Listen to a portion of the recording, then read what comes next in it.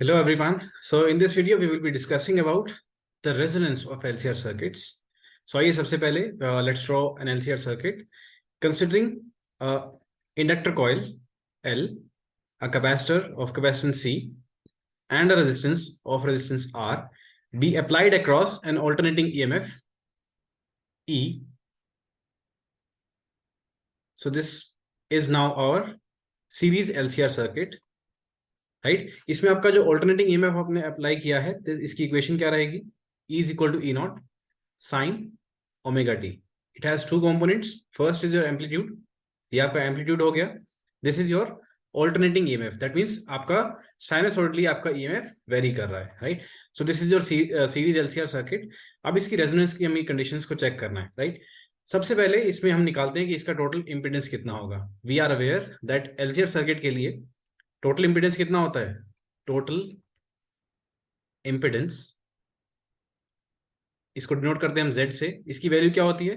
This is given by under root of R square plus XL tilde XC raise to the power 2. Right, tilde का मतलब जो भी बड़ा है that you can put on the left hand side.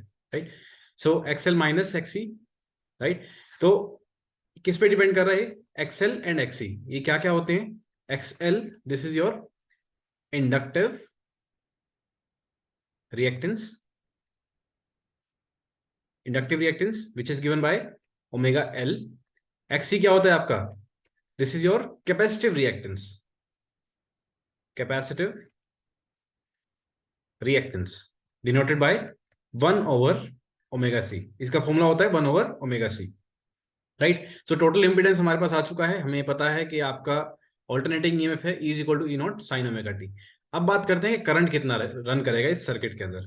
Right, इस circuit में current कितना होगा. So we define I the current I, और इससे हम कह सकते हैं IRMS जनरली हम चेक करते हैं. सो IRMS क्या होगा. दिस वुड बी VRMS, और to have the same notation let's write down ERMS upon Z. Right, जो करंट होगा that will be ERMS upon Z. अब Z आपका है टोटल इंपीडेंस. ERMS है आपकी E nought by root 2. Right, this is the ERMS value of your alternating EMF. ERMS is given by E nought by root 2. Right, इसकी value ये होती है. This is that value of DC that will produce the same heating effect as this current और this alternating EMF would be producing. Right, यहां से हम निकालते हैं आपकी ERMS वैल्यू. ओके, अगर आपको चाहिए कि आपका करंट मैक्सिमम इस सर्किट के अंदर, तो क्या आपके पास है. आपके पास ये इक्वेशन है. यू वांट कि आपका ये जो है IRMS है, you want IRMS value to be maximum. अगर आप चाहते हैं इसकी वैल्यू इंक्रीज करे तो what you can do. Either you could increase your ERMS, या तो आप अपना न्यूमरेटर को इंक्रीज कर सकते हैं, या फिर आप अपने डिनोमिनेटर को रिड्यूस कर सकते हैं. अब ERMS जो है आपका, this is your applied voltage, ये आप चेंज नहीं कर रहे हैं. Right, for a particular ERMS और यू कैन से पर्टिकुलर अप्लाइड वोल्टेज, आपको चेक करना है कि करंट आप मैक्सिमम कैसे करें. तो इसको तो हम छेड़ेंगे नहीं. We want to find out कि Z आपका मिनिमम कब होगा. Right, so to increase the value of current, so I will write down to increase IRMS we need to reduce the total impedance. Right, अगर आप या तो numerator को increase करिए या डिनोमिनेटर को रिड्यूस कर दीजिए ताकि आपका करंट मैक्सिमम हो जाए. Now to reduce the total impedance denoted by Z. Right, अब Z का फॉर्मूला चेक करते हैं एक बार. Z क्या था. This is under root of R square plus XL minus XC. Right, XL XC आपके आगे इंडक्टिव एंड कैपेसिटिव रिएक्टेंस. अगर आपको इसको मिनिमाइज करना है, राइट, तो इधर R आपका 0 है, या फिर ये सेकंड वाला जो पार्ट है दिस पार्ट, या ये वाला पार्ट 0 हो आपका. राइट, R 0 हो नहीं सकता.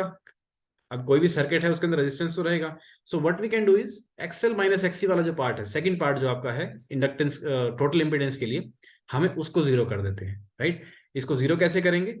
We can put XL minus XC raise to the power 2.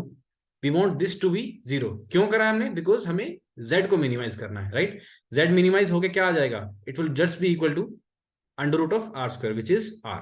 Right. अगर ये 0 होता है तो क्या होगा, XL minus XC is equal to 0, ये होगा तो क्या कंडीशन आएगी, XL is equal to XC, ये कंडीशन हमारे पास आ चुकी है।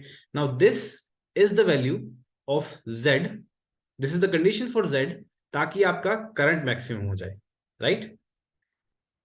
This is known as the condition for resonance.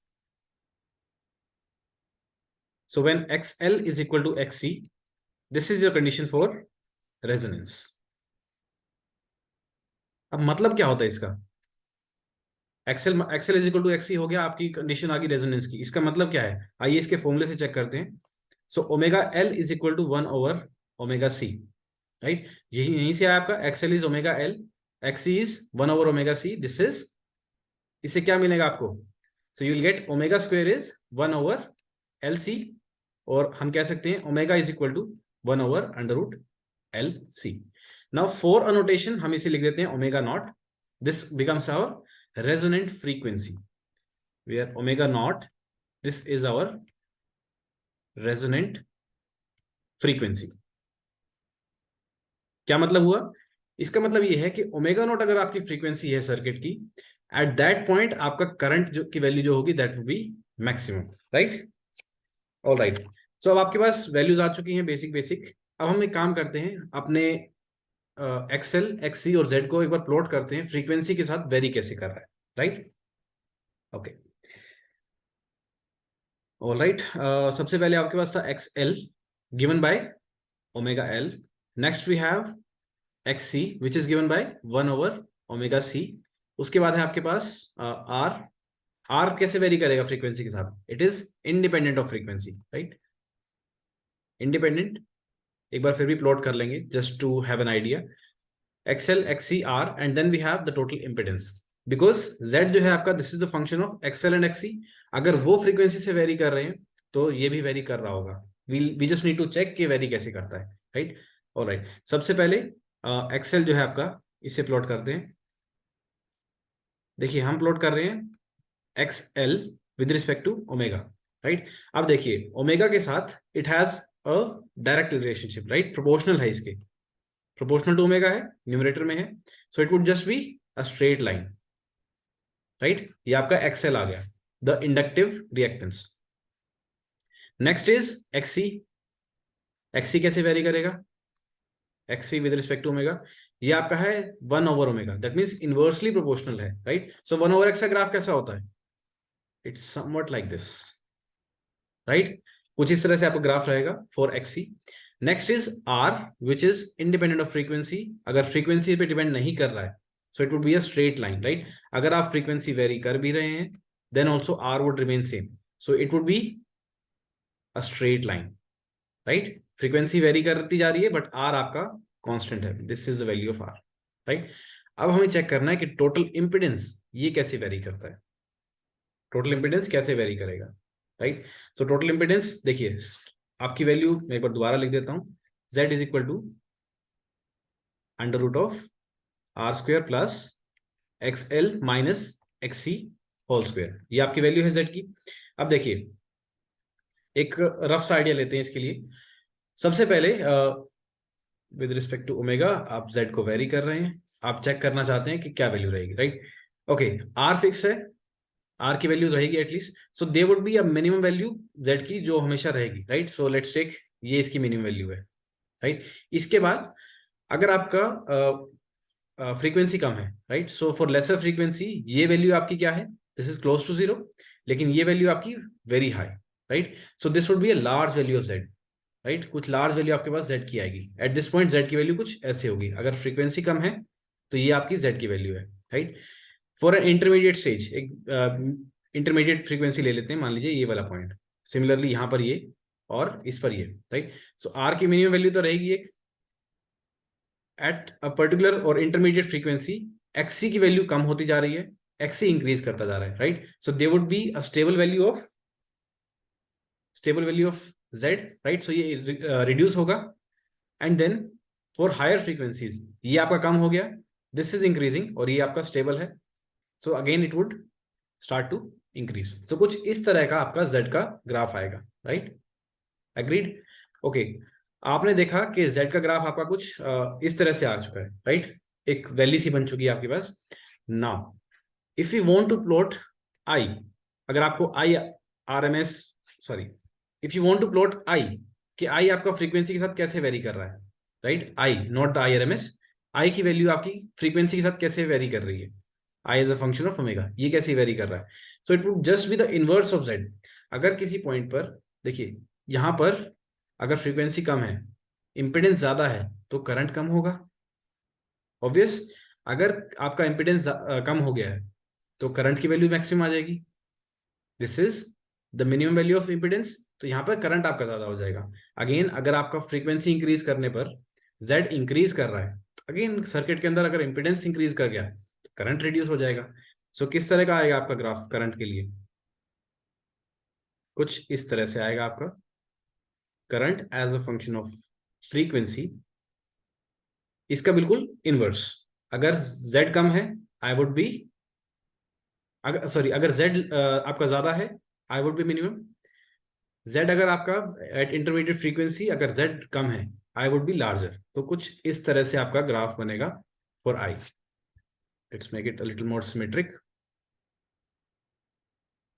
कुछ इस तरह से आपका i वेरी करेगा, right? So this is the graph for i for an LCR circuit which is varying with respect to frequency.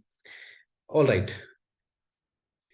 Okay. अब रेजोनेंट फ्रीक्वेंसी के बारे में एक छोटा सा पॉइंट आपको और बता देता हूँ। सो दिस इज द फ्रीक्वेंसी, कौन सी फ्रीक्वेंसी होगी ये? सो दिस इज दैट फ्रीक्वेंसी जहां पर आपकी इंपेडेंस की वैल्यू सबसे कम हो, और you can also define it as जहां पर आपकी करंट की वैल्यू सबसे ज्यादा हो, right? So resonant frequency, so resonant frequency is that value of frequency for an LCR circuit, for LCR circuit for which, इसके लिए क्या क्या होता है? या तो आप कह दीजिए कि इंपेडेंस कम है, इंपेडेंस इज लीस्ट, या तो इंपेडेंस सबसे कम है, और यू कैन ऑल्सो से कि आपका सर्किट के अंदर करंट मैक्सिमम हो चुका है, और you can say current is maximum, right? So ये जो वैल्यू आती है आपकी फॉर विच इधर current is maximum or for which your frequency is your impedance is minimum, this is known as the resonant frequency omega naught. Clear? Okay, इसका हमने formula भी देख लिया, which is given by omega naught is 1 over under root LC, और अगर आप इसको frequency की टर्म्स में लिखना चाहें, so 2 pi f naught is 1 over under root LC, and you'll have f naught is equal to 1 over 2 pi under root LC। Just algebra है, इधर उधर आपको इंटरचेंज करना है वैल्यूज को, right? All right, so this is the resonance of LCR circuits. All right, now अब हम देखेंगे ये रेजोनेंस क्या आपका सिर्फ सर्किट्स के अंदर होती है, या फिर आपका रियल लाइफ में भी आपने कहीं पर इसे ऑब्जर्व किया है। All right, so let's suppose आपकी क्लास में 30 स्टूडेंट्स हैं, राइट? 30 स्टूडेंट्स में से आपको अगर कोई भी खास बात करनी है, या फिर आपके बेस्ट फ्रेंड कितने होते हैं? आपका एक बेस्ट फ्रेंड होगा, इधर 1 और 2, आपका 2 या 3 का ग्रुप होता है। ऑल ऑफ देम जो भी आपकी क्लास में है, ऑल आर योर फ्रेंड्स, लेकिन आपका बेस्ट फ्रेंड ग्रुप कितने का होता है? 2 या 3 का, right? So these are those people जिनके साथ आपकी फ्रीक्वेंसी ट्यून कर जाती है। कहते हैं ना कि मेरी इसके साथ ट्यूनिंग अच्छी है, this means you are in resonance with that person, right? This is a real life example, और काफी एग्जाम्पल्स आप देखेंगे कि, अच्छा, आपने ये देखा होगा कि ओपेरा सिंगर्स जो होते हैं, what they used to do, they just sing a song and then they have a glass in front of them, वो टूट जाता है। सो होता क्या है एक्चुअल में, they are singing at a particular frequency, और वो फ्रीक्वेंसी होती है उस ग्लास की रेजोनेंट फ्रीक्वेंसी। जब भी वो सिंगर उस फ्रीक्वेंसी को टच करते हैं, उस फ्रीक्वेंसी की आवाज निकालते हैं, एट दैट पर्टिकुलर फ्रीक्वेंसी वो रेजोनेट कर जाती है ग्लास की फ्रीक्वेंसी के साथ। एट दैट पर्टिकुलर फ्रीक्वेंसी वो जो भी acoustic एनर्जी होती है that is maximum transferred to the molecules of the glass, और वो ज्यादा वाइब्रेट या उनका मोशन स्टार्ट हो जाता है, उनका मोशन बहुत ज्यादा एफिशिएंट हो जाता है, सो दैट सभी मॉलिक्यूल्स अपना वाइब्रेट करने लग जाते हैं एंड द ग्लास ब्रेक्स. तो this is again a case of resonance. So ऐसा नहीं कि आपका सिर्फ इलेक्ट्रिकल सर्किट्स में काम होता है रेजोनेंस का. इन जनरल लाइफ में आप कई एग्जांपल्स देखेंगे जो रेजोनेंस के ऊपर बेस्ड हैं. राइट. ऑलराइट. सो अभी जो हमारा एकेडमिक्स के लिए जरूरी है that is the resonance of LCR circuit in the case of radio. Right. So radio में how we observe resonance in radios. Okay. आप सभी ने रेडियो पर सुना होगा. जनरली इंडिया के अंदर जो रेंज है that is from 88 to I think 108 megahertz. रफली कुछ इस तरह की फ्रीक्वेंसी रेडियो स्पेक्ट्रम के लिए अलाउड है. तो आपने कई चैनल सुने होंगे 91.1, 98.3, so on. These are in megahertz, right? 10 raised per 6 hertz, right? 10 raised per 6 hertz और 91.1 into 10 raised per 6 hertz. Okay. सो ये फ्रीक्वेंसीज हैं आपके पास. ये आपने सुना है. इसका मतलब क्या होता है? इसका मतलब ये है कि जो भी ये स्टेशन है, रेडियो स्टेशन जो है, ये इस पर्टिकुलर फ्रीक्वेंसी का जो ईएम वेव है वो एमिट कर रहा है. Right. And your radio device जो आपका इंस्ट्रूमेंट है दैट उसका जो एंटीना है that is catching this particular frequency, और वो उसको अपने एलसीआर सर्किट को एडजस्ट करता है ताकि ये फ्रीक्वेंसी, वो पर्टिकुलर फ्रीक्वेंसी जो आप सुनना चाहते हैं, उसको उसका करंट या उसकी पावर मैक्सिमम हो जाए, उस सिग्नल की पावर मैक्सिमम हो जाए. सो this is the resonance of LCR circuits for radios. Right. Okay. एक बार हमने अभी देखिए आई का ग्राफ बना लिया था. Let's see it once again कि how does it apply for the radios, and उसके बाद हम एक इसका न्यूमेरिकल भी देख लेंगे. ओके. ऑलराइट. सो हमारा आई का ग्राफ क्या था? करंट जो आपका वेरी कर रहा है with respect to frequency, this varies as, let me take alright.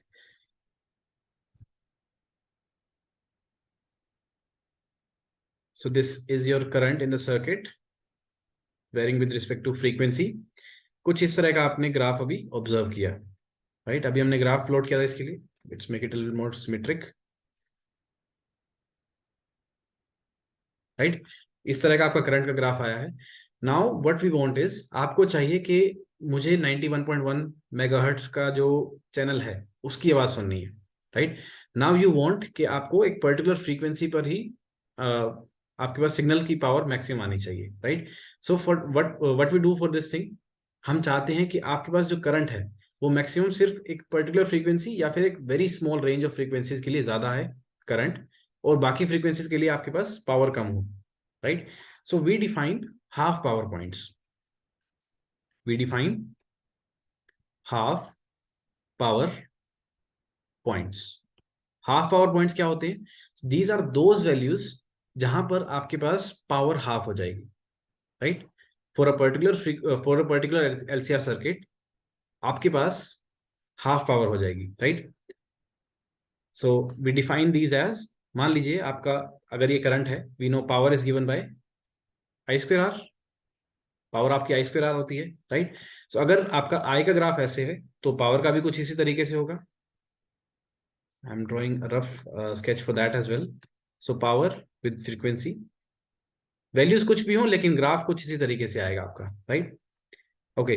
So half power points का मतलब ये आपकी maximum power again would be at the resonant frequency. At a particular value of power आपके पास, at a particular value of omega आपके पास half power आएगी. Right. So these are your values. This is p/2 and this value, जिन frequencies पर आपके पास half power आ रही है, right, ω1 and ω2, these are your, these 2 points are your half power points. Half power points. Clear? Okay, so अगर इन values पे आपकी पावर हाफ हो रही है तो आई कितना होगा? Power is I square R. अगर पावर हाफ हो रही है तो व्हाट वी कैन से, आई आपका आई बाय रूट टू हो रहा होगा, राइट? तभी तो आपकी पावर हाफ आएगी। अगर आपको पावर हाफ करनी है तो you need to have I is equal to I by root two. तो आपको चेक करना है कि आई की value I by root two कहां पर हो रही है। सो इन वैल्यूज के लिए आपकी पावर हाफ आ रही है, right? Again we apply some filters in the radio circuit. तो आपके पास एक पर्टिकुलर फ्रीक्वेंसी ही, मान लीजिए आपको 91.1 सुनना है, उसी फ्रीक्वेंसी पर आपके सिग्नल की वैल्यू या उसकी पावर या उसका करंट मैक्सिमम आएगा। बाकी फ्रीक्वेंसीज के लिए आपके पास उसका वैल्यू रिड्यूस हो जाएगी, पावर की। पावर, सिग्नल और करंट आप कुछ भी समझ सकते हैं, राइट? सो इन वैल्यूज के लिए your I is I naught by root two, right? Okay, again these values would be omega 1 and omega 2। Clear?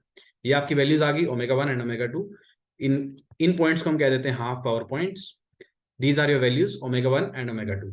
Now अब आपको उस जो डिवाइस है आपके पास, जो रेडियो है, उसकी वैल्यू आपको चेक करना है कि कितना एफिशिएंट है आपका device, right? For that we define another quantity, just a second.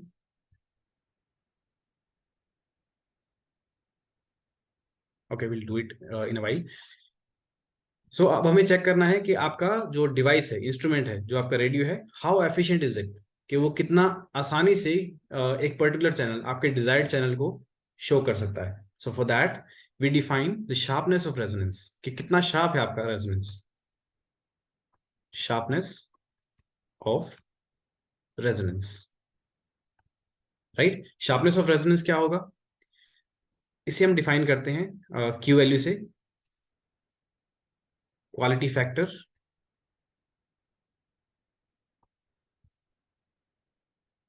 Quality factor Q, which is given by resonant frequency पे आपकी बैंडविड्थ कितनी है, राइट?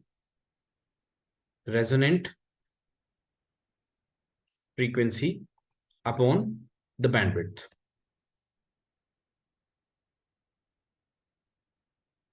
राइट? रेजोनेंट फ्रीक्वेंसी, एक पर्टिकुलर फ्रीक्वेंसी पे आपकी बैंडविड्थ कितनी ज्यादा आ रही है, राइट? आसपास आपका मैक्सिमम पावर कितने पे आ रही है? सो वी वांट कि सबसे कम से कम हो, राइट? कम क्यों होगा? बिकॉज आपको एक ही चैनल सुने, राइट? अगर देखिए, आपने जनरली देखा होगा कि चैनल्स आपके आसपास नहीं होते हैं। 91.1, 92.7, काफी डिफरेंस है, राइट? ऐसा नहीं है 91.1, 91.2 ऐसा नहीं आ रहा।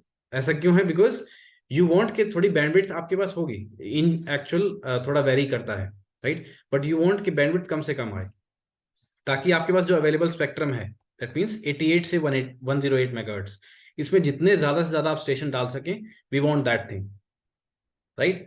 इसके लिए हमें चाहिए कि बैंडविड्थ कम से कम, राइट? ताकि आपका क्वालिटी फैक्टर इंक्रीज कर जाए, राइट? न्यूमरेटर आपका ज्यादा है, बैंडविड्थ जो है ये आपकी अगर कम होगी तो आपका क्वालिटी फैक्टर इंक्रीज कर जाएगा, right? So Q value is given by omega naught resonant frequency upon omega 2 minus omega 1 the bandwidth. कितनी विड्थ है उसकी? हाफ पावर पॉइंट्स के लिए, right? So this is your Q value of an LCR circuit. या फिर on solving you can find out that q value is also given by xl by r, or it could also be given by xc by r, right? So these are the values for a q value.